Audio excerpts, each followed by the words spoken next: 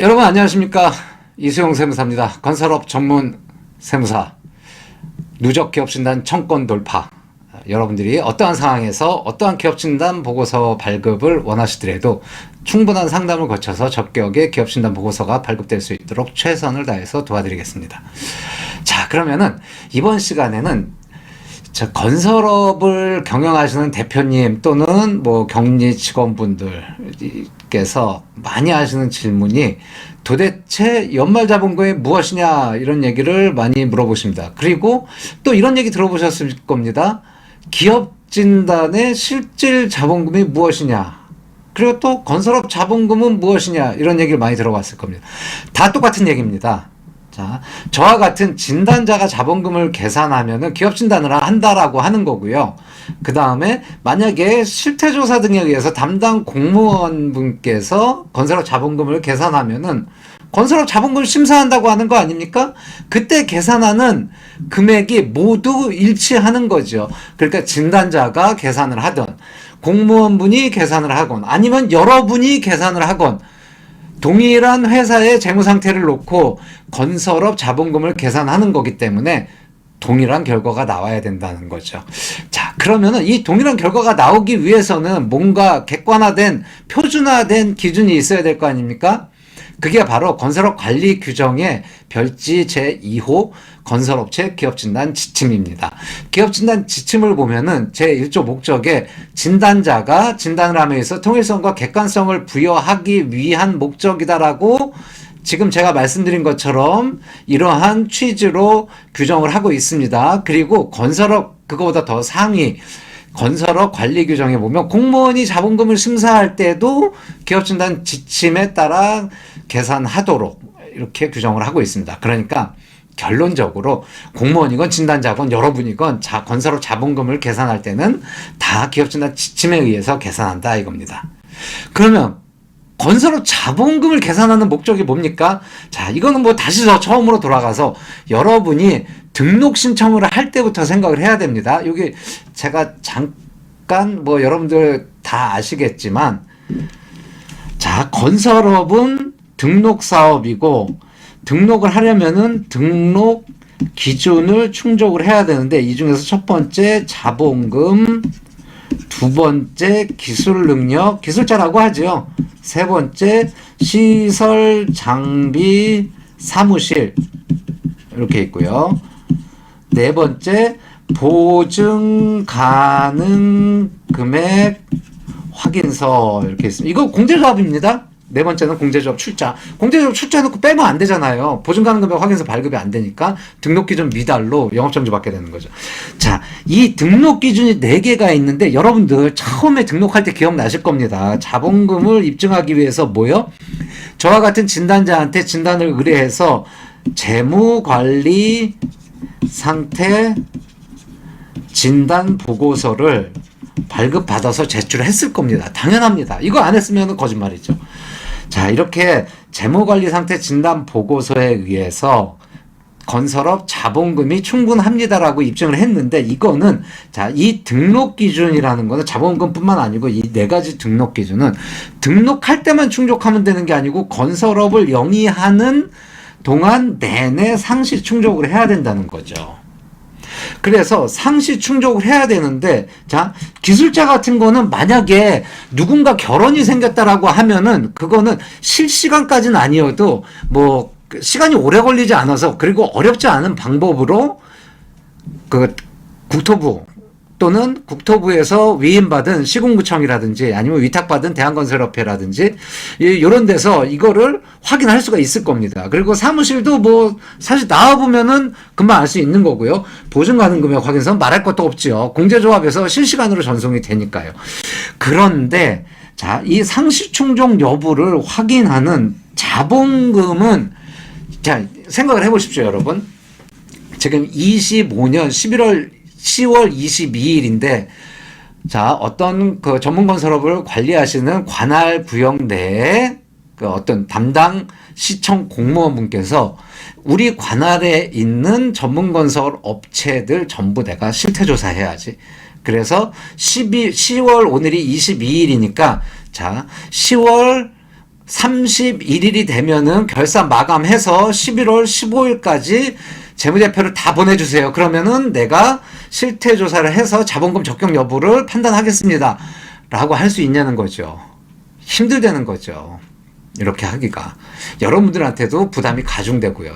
중간에 수시결산을 하면은 사실 그게 또 정확하지도 않고요.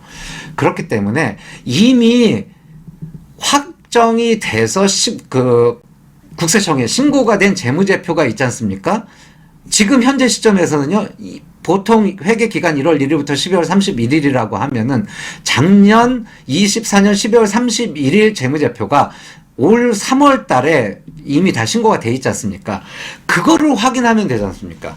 그러면은, 자, 이게 그 담당 시군구청 담당 공무원께서 선정하는 건 아니고요. 자, 국토교통부에서 선정을 해서 전문건설업이면 시군구청 담당자한테 통보를 해서 실태조사를 하라고 하는 건데요. 자, 그러면은 국토부에서는 24년 12월 31일 재무제표를 어떻게 입수를 했을까요? 여러분들 실적신고 하지 않습니까? 2월 15일까지 1차 실적신고, 기성실적신고 하시고요. 그 다음에 법인인 경우에는 4월 15일까지, 개인인 경우에는 5월 31일, 성실 개인인 경우에는 6월 30일까지 2차 실적신고를 하지 않습니까? 그때 재무제표가 다 들어가잖아요. 실적신고 할 때. 그 재무제표를 분석을 해가지고, 자, 자본금을 이제 컴퓨터가 분석을 하겠죠. 슈퍼컴퓨터가. 전국에 있는 건설업자들의 재무제표를 다 입수를 해서 국토교통부 슈퍼컴퓨터가 분석을 하는 거죠. 그래서 여기 이 해당 업체는 자본금이 이거 조금 부실해 보이는데 미달돼 보이는데 라고 혐의가 있는 업체들을 선정을 하는 거예요. 그래서 그거를 종합은 시도지사, 전문은 시군구청장한테 통보를 하는 거죠. 그러면 시도지사는 직접 또는 위탁업체인 대한건설협회 시도회, 시군구청은 직접 업체들한테 통보를 해가지고, 야, 요렇게 국토부에서 자본금, 뭐, 물론 이제 자본금뿐만 아니고, 나머지 등록 기준도 다 마찬가지긴 하지만 우리는 자본금을 얘기하는 거니까요. 자본금이 미달돼 보입니다. 혐의업체로 선정이 됐습니다.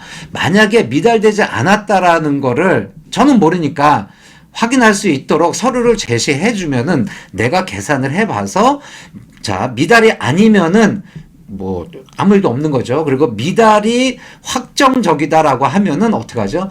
영업정지 처분을 하겠습니다. 이렇게 가는 거죠. 이게 바로 조기경보 시스템에 의해서 실태조사를 거쳐서 행정처분, 영업정지로 이어지는 일련의 과정입니다.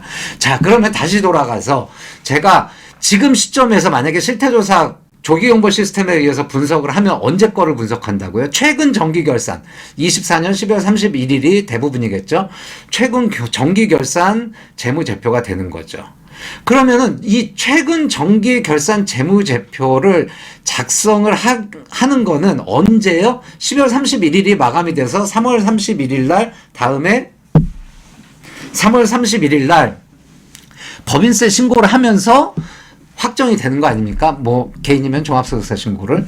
자, 그러니까 12월 31일이 기준일이고 신고는 다음에 3월 30일 또는 5월 31일까지 하지만 기준일은 12월 31일이니까 12월 31일 이전에 어떻게 해야죠?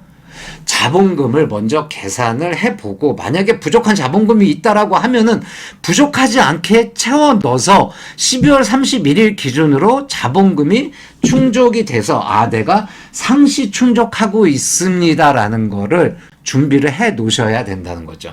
그래야 실태조사에 걸리더라도 우리가 자본금을 이렇게 충분히 준비를 해 두고 있습니다라고 입증을 할 수 있는 거고, 아니면 그거보다 더 먼저 실태조사에서 자본금 미달업체로 선정이 안 되는 거죠. 이런 과정이 자 건설업 자본금 상시 충족과 관련된 자 실태조사, 그리고 실태조사에서 회피하기 위해서 연말 자본금을 충분히 갖춰 놓는 거, 이런 구조가 되는 겁니다. 그래서 여러분들 지금 이제 조금 있으면은 건설업 하시는 분들 노래 부르고 다닙니다. 연말 자본금, 자본금 맞춰야 되는데, 이게 바로 연말 자본금입니다. 그러면은 이게 뭐요? 건설업 자본금, 건설업 실질 자본금 다 똑같은 얘기입니다. 자, 그러면은 이제 여러분들은 뭐를 해야죠? 연말 자본금이 대부분 부족합니다. 대부분 부족하면 부족한 금액을 채워 넣어야 되는데 얼마가 부족한지 알아야 채워 넣을 거 아닙니까? 그렇죠? 예, 그래서 요거를 제가 물론 이 영상을 보시는 분들은 이제 대표님도 보실 수 있고요. 경리분도 보실 수 있고, 물론 이제 세무사나 회계사 사무소 직원분들도 보실 수 있습니다. 이런 분들이 보실 때, 자본금을 어떻게 계산하는지 이 과정을 제가 차례차례 영상으로 업로드를 할 겁니다. 영상을 올려둘 겁니다. 그러면은 길지 않은 시간 단편으로 제 생각엔 한 10편 정도 올리면은 여러분들이 충분히 자본금을 계산할 수 있는 능력을 갖출 수 있으리라 생각을 하고, 혹시라도 영상을 다 보고 내가 정독을 또 이제 제 교재도 업로드 할 겁니다. 교재도 정독을 했는데 그래도 모르겠다. 그럼 어쩔 수 없습니다. 제 교재 중간중간에 연말 자본금 사전 검토 안내 방법이 있거든요. 그걸로 저한테 문의를 하시면은 제가 계산을 해서 얼마를 맞추셔야 됩니다. 얼마가 부족합니다. 이렇게 안내를 해드리겠습니다. 자, 그럼 앞으로 기대하시고 제가 차례차례 영상을 업로드 하도록 하겠습니다. 감사합니다.